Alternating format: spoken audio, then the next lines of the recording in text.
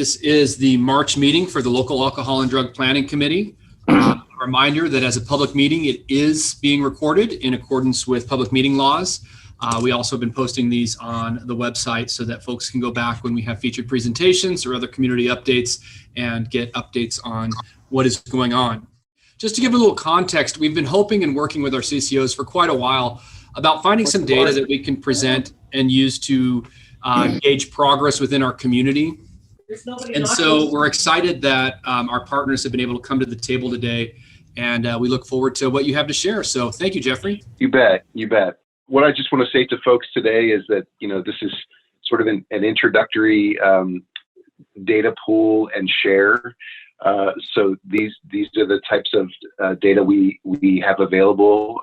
And so, after we both present AllCare and JCC, if there's any feedback in regards to, is this information helpful?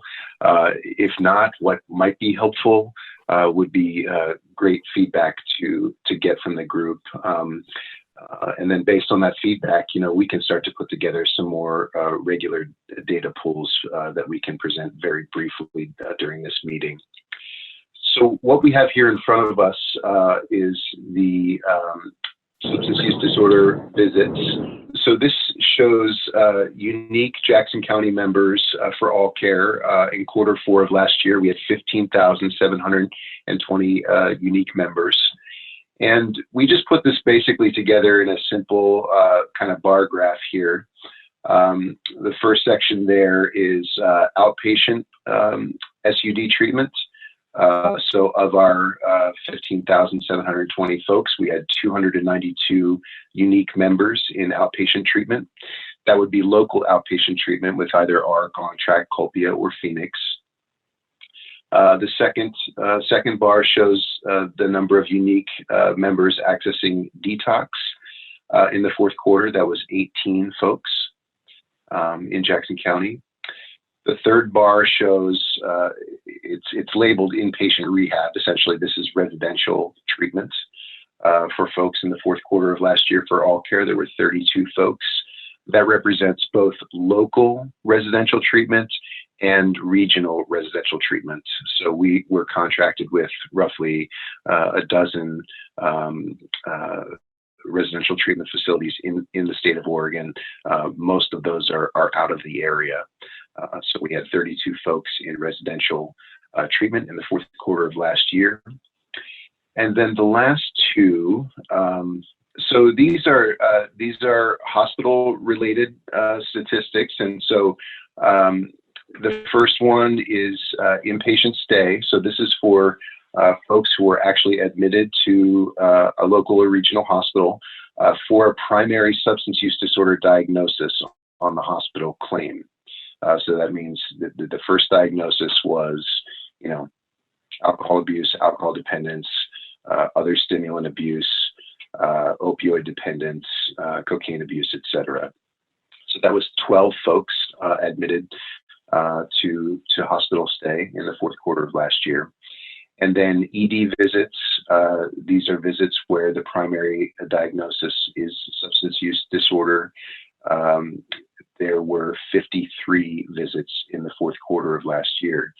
Now, I just want to say something about these last two categories. Over the weeks and months, you've heard me go on about how the flow of SUD presentations at the ED just continues to grow. And some of you may be looking at the ED visits for the Q4 and say, well, 53, that's a lot of visits, but that's not, an astronomical amount. So that is just the visits where the primary SUD diagnosis is a substance use disorder. When we open that up to the secondary diagnosis being substance use disorder, it jumps to 171 visits in the Q4. So just kind of keeping in mind that these are situations where the primary diagnosis would be like paranoia, hallucinations, more medical things like cellulitis, endocarditis, diabetic ketoacidosis.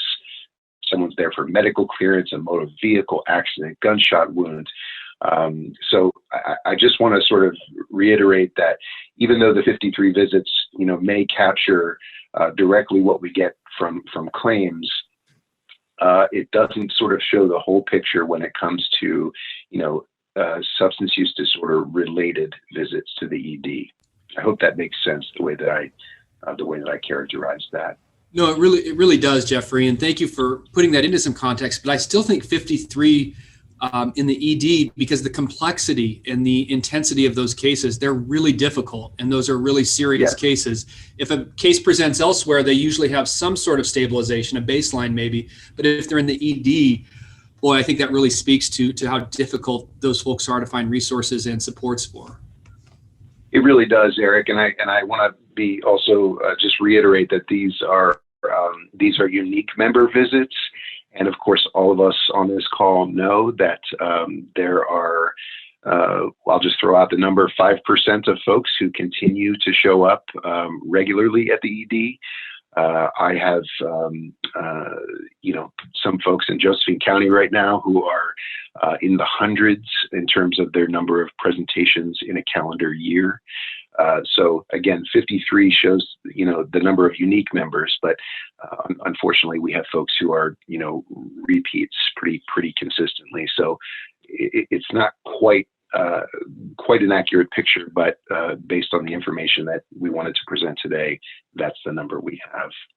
So let me see if there's anything else here I want to mention about this. The data is only as good as what's in our system. So, this is all sort of claims-based data in terms of outpatient treatment, detox, or residential. Generally speaking, we receive claims within a 3-month period, but there are always some outliers, So if we haven't gotten the claims yet, this data may not be fully complete. So I just wanted to make sure that I mentioned that. So that's about all I have. We tried to kind of make it as digestible as possible. Hopefully we succeeded in that. Are there any questions that I may be able to answer? I have a question. This is Lori Paris, Jeff, and yes. For those ED visits, you just moved your screen. Oh, so sorry. For the inpatient stay and the ED visits, do you have a cross-reference to how many of those individuals are also enrolled in treatment services? I don't at the moment, but that is something we could certainly do with ease, Lori. That's a great question. And that would be great data to see, I think, too.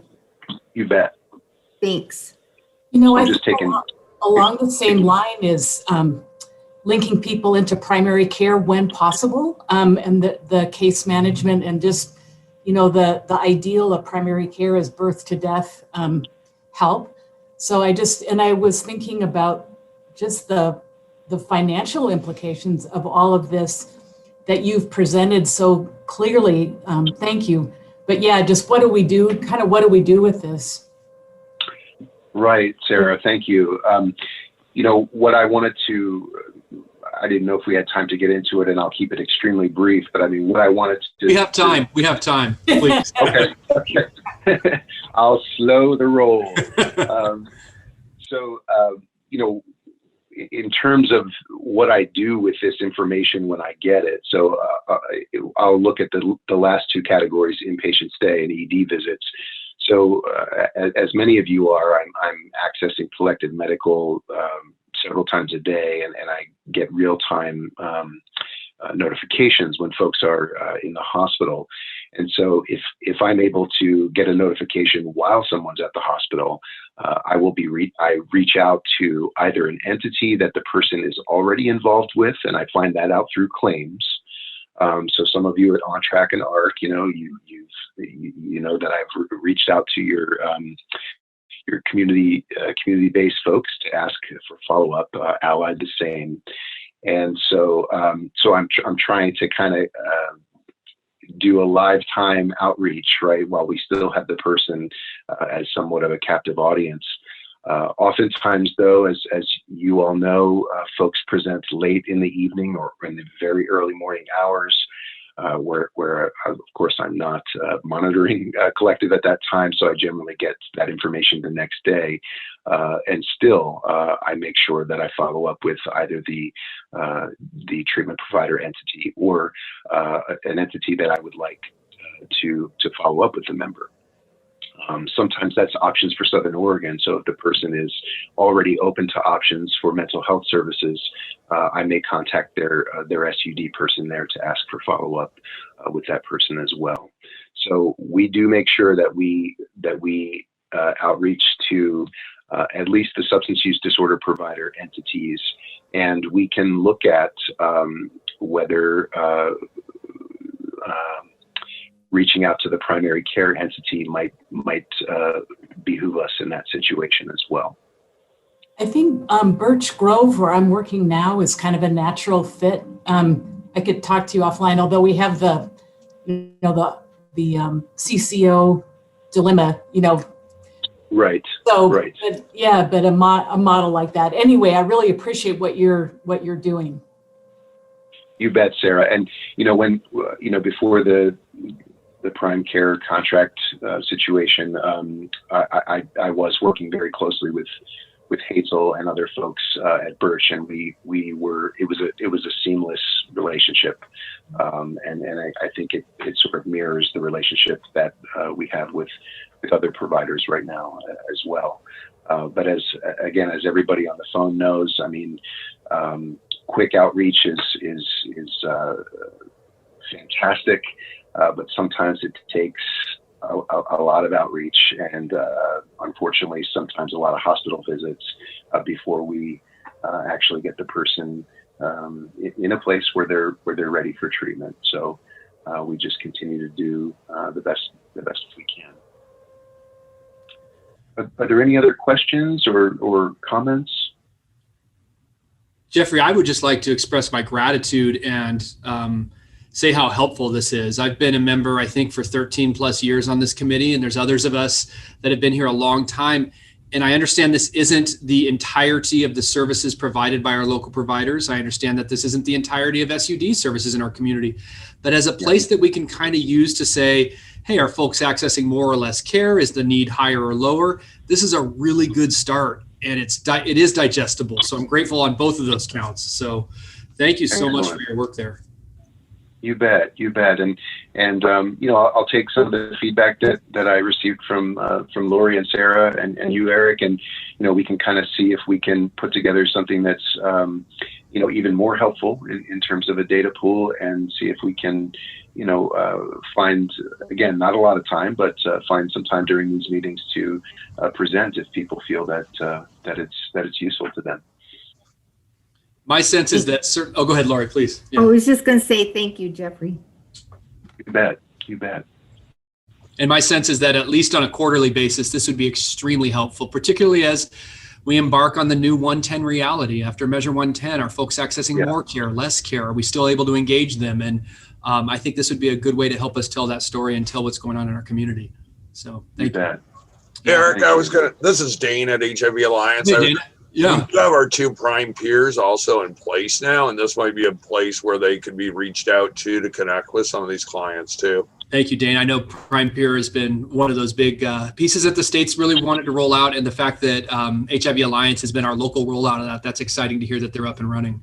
Thank you so much, Jeffrey, for sharing. And Julia, you have some information, I think, to share. That PowerPoint, I'm only going to go over a few of the slides just specific to this meeting, but that PowerPoint, I'm totally fine with being shared with the group, and it includes quite a few other slides that also include data for mental health, behavioral health strategies in general and whatnot.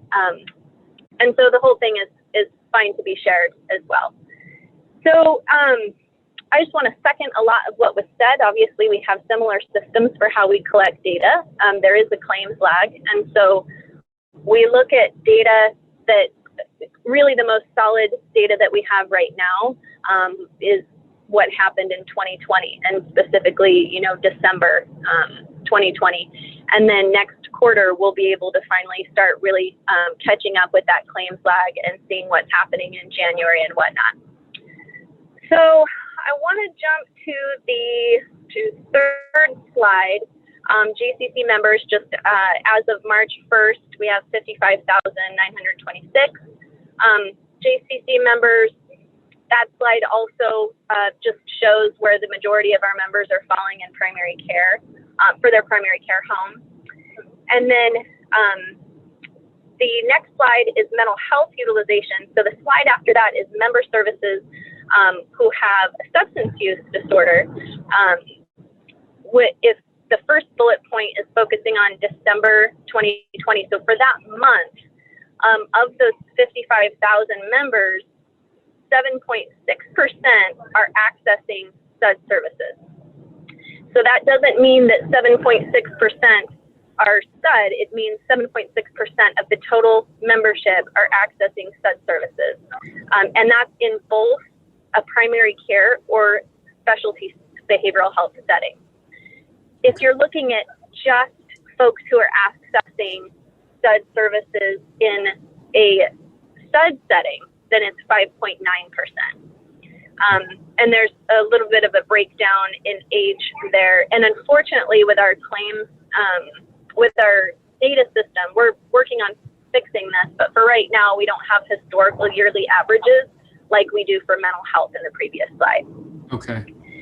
Jennifer, next, Julia, excuse me. Is it going to break my heart to find out what a child birth to 5 accessing SUD services is suffering from? Is it somebody who's born addicted? I know. Oh. Yeah. Okay. It's related. It's related to that. Yeah, Okay. they're certainly not struggling with an alcohol use problem. And, No, right. at 5 years old, that's for Okay. sure. No, right. But then skipping to SUD treatment trends. So for residential, 241 members were served in our residential provider settings on Track and ARC. There were 307 visits for those 241 members. So that's an average rate of 1 visit per member, but obviously there were some members that had more than 1 visit. And so that's kind of how you read the yearly averages down there, that for example, 2019, there was 206 members, but 270 visits, and so on. The length of stay was an average of 36 days per admin. And so that's for the year. Is that right? That is for the year, correct. Okay. Thank you. That is for 2020. Okay, and then the next slide is detox.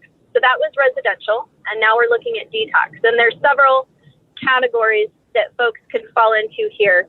And I just want to highlight that, so, when we're going to look at hospital data, like hospital admissions, similarly to what was presented, we're going to look at hospital admissions for physical health problems, not for, what's obviously contained in this slide, which is going to the ER for detox-related treatment, right? So here you can see for ER detox, again, this is for the whole year, 628 members, but 1,245 visits, so an average of 2 visits per member. But if you look at the bullet point if you look at the bullet point, you can see that over the years, there is an average of about 2 visits per member. And then you can note the numbers there. It looks like there was quite a jump, though, from 19 to 20. Are those numbers comparable? Were there anything different in the reporting? Well, there was a membership, there was changes in membership. Oh, right. So, yeah. So that is something to consider. Not quite apples to apples, then. Okay. Yeah, there was about I believe it was a 20% increase in membership, so you can kind of apply that. So then you kind of follow the same logic in looking at the other admissions. So inpatient was 173 members, 875 visits. That's 5 visits per member, which is not a good, it's just kind of an indicator of that's not the best setting for them to get treated. Because then you look at our ARC detox treatment provider, and then we're back to an average of 1 visit per member. So in level 3.2 and level 3.7, 2020 served 232 members with 280 visits. And then you can see the trends year over year for 2019, 18, 17, and 16. Gotcha. Can you But talk? Go again, ahead. each of those years for detox was also an average of 1 visit per member. And Julie, the difference between level 3.2 and level 3.7 and what they represent? You know, so the bulk is 3.2. 3.7 is often referred to as a clinical detox, and sometimes, and the majority of those folks are actually like they're stepped down, and then they actually start residing in residential while they're still weaning off of that level of detox. And so when I had followed up with Danny, because I had a question on that also, she was really a great resource of information for me on that. And she said that the number's really insignificant. It's really, really small. But from time to time, a few folks will transition to that level of detox where they can start living at the residential center, but they aren't yet transitioned out of that level of care in terms of like the medical care and whatnot that they're receiving, like the nursing monitoring and whatnot. Okay. The emergency room slide, I have 2 slides for emergency room, and we can go over emergency room for SUD. So these slides are showing folks who had, you know, either a mental health diagnosis, or in the case of the slide that we'll review, folks who had a SUD diagnosis. They're presenting to the ER for physical health needs. And so we look at this because obviously we want them to get their physical health needs met with their primary care provider. And so there's some care coordination that needs to happen here. So we read this data in terms of member month, because in any given month, a member could be added to the network. And so, for example, in December 2016, it was a rate 3. And in order to understand that, I have the asterisk. That's essentially for December 2016, it was 36 visits for the 27,000 member month. So if you look at the rate, it goes up in 2017, down in 2018, and then it has the highest peak in August 2019 with a 2.0 rate. December drops, but it's interesting. August again is a peak month for some reason at 1.6. December again drops. And just to again put that in context, what that meant for December of 2020 is that there were 61 visits per 54,318 member months. So of folks who had SUD diagnosis, there were 61 visits for those folks accessing a primary, like a physical health need in the emergency room. I don't know if anyone has any questions, or I could go back over some of them. I find these fascinating. If we go back to the one that was about follow-up from detox, it seems like those are really positive in the sense that people are connecting to follow-up services from a detox setting. Yeah, it is. Let's look at that one, follow-up post-detox. So you have the years in parentheses there, and there's different categories. There's follow-up after 2 days, being discharged, follow-up after 7 days, follow-up after 15 days. And obviously, the rate of follow-up does increase and or improve, the further amount. So 15 days follow-up is obviously going to be the highest number. But also, if you look within the years, there has been improvement over time in each category, generally speaking. So just a lot of kudos to the provider network for everything that they do to add to that, because it's definitely a cross provider network number. It's not landing on any one provider. We do have the ability to look at per provider data for follow-up, but generally speaking, this is kind of like a collaborative effort here. Okay, that one's really helpful. We do have some time, so if there are other slides you'd like to share, or if folks have questions. I have a couple questions. One of them is, when we're talking about people going to the emergency room for medical needs, I can think of quite a few that a person could have who's in trouble with opioids. So I'm kind of, is that SUD, is that medical, or, and the other one is just kind of thinking about the people that are behind the numbers. I'm curious about how many of the ED visits could be like overdose visits, or like, what do they kind of break into? That's a really good question. So I would have to dial into the specific claims more to get some trends on that, and I'd be happy to do. I don't have that with me now, but it would be interesting to really clarify, like, at what point does the issue, like maybe they come in, presenting one way and it's, flagged as physical health and, just general, and then it turns into, a SUD need or detox, or something like that. But I would definitely have to dive into the data more to find that out. Julia, is there anything you'd like to share further beyond this? We do have a couple minutes, and I could try. So initiation and engagement, which is the very next metric. got it. Our target for, and I have to the side there in that red flag, it's kind of explains what initiation and engagement is, but I have the target for 2021 as 43.9% and engagement 18.1%.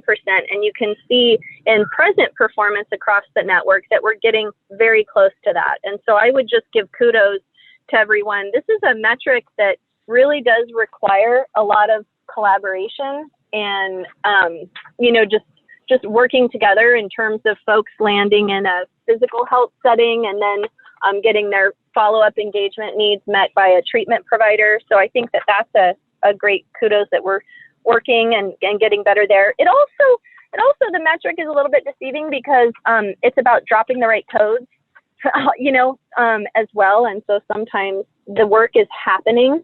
It's just that the codes aren't capturing it as well.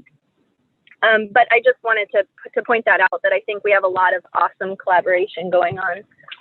And then, the telehealth trends also are pretty interesting. This telehealth trends 2020, this slide just kind of shows what happened in 2020 with COVID and with all of our providers. This is the entire network, primary care and behavioral health providers, and their usage of telehealth services. And then you can see for JCC when the fires hit and it decreased, so that's pretty interesting. We are down in general from April,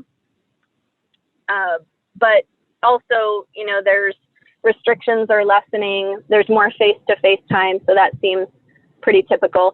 It'll be interesting to see what happens with telehealth services as vaccinations, vaccinations increase and more face-to-face time, and yet providers and their clients are discovering that for some, telehealth continues to be the best avenue. So it'll be interesting to see long-term what happens in terms of telehealth trends.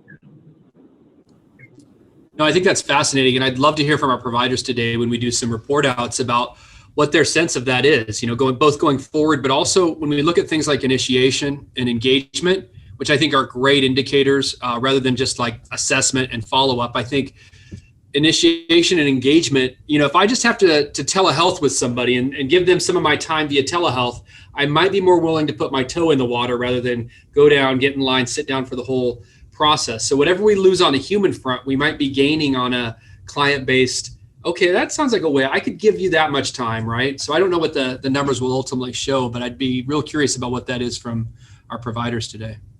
Yeah, and I think that that's the point, right, is that I'm really excited to share data along with AllCare, and we acknowledge too that it's only part of the story. And hopefully what it does is it prompts everyone to discuss the story behind the data and also ask questions like, I love that question about, tell me more about those emergency room visits.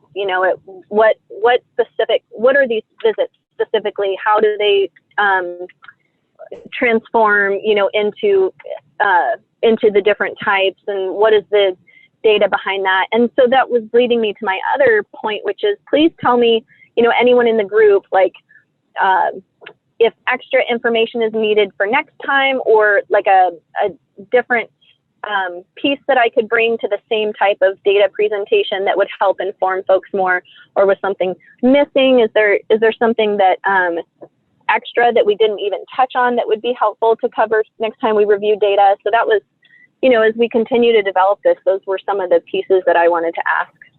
This is Mike O'Malley. I would be interested in, if you can tease it out at some point in the future, the number of co-occurring disorders, folks that have both mental illness and SUD, and which is primary and which is secondary.